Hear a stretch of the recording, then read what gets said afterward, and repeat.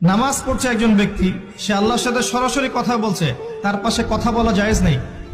এমনকি নামাজরত ব্যক্তির পাশে কোরআন তেলাওয়াত করাও জায়েজ নেই। আমি কথা কি বুঝতে পারছেন? একজন ব্যক্তি নামাজে দাঁড়িয়েছে, আল্লাহর সাথে কথা বলছে, পাশে আপনি কোরআন তেলাওয়াত করতে পারবেন না জোরে জোরে। মনে মনে করতে হবে, করতে চাইলে মনে মনে করতে হবে। অনেক সময় মসজিদের ভিতরে দেখবেন নামাজ পড়া হচ্ছে, শোরগোল করছে। নবী সাল্লাল্লাহু আলাইহি ওয়াসাল্লাম বলেছিলেন, আখিরুজ জামানে, তিরমিজিতে আছে হাদিসটা, আখিরুজ জামানে ইসলামের নামটুকু থাকবে, ইসলামের প্রকৃত বিষয়গুলো থাকবে না। কোরআনের মাসহাফ থাকবে, যে মাসহাফ, কোরআনের মাসহাফটা থাকবে, এর শিক্ষাগুলো থাকবে না।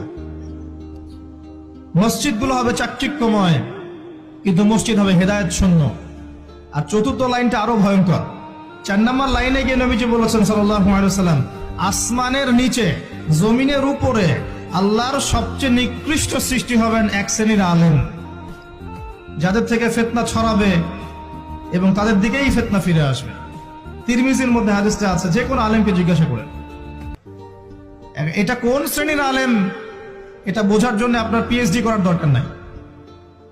যারা দিনকে দুনিয়ার বিনিময়ে বিক্রি করেছে তারাই সেই শ্রেণীর আলেম।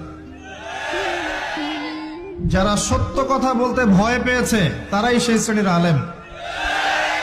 যারা সত্যকে মিথ্যার সাথে মিশ্রিত করেছে তারাই সেই শ্রেণীর আলেম। এবং যারা ইসলামের নামে উম্মাকে শতদা বিভক্ত করে দিয়েছে এরাই সেই শ্রেণীর আলেম।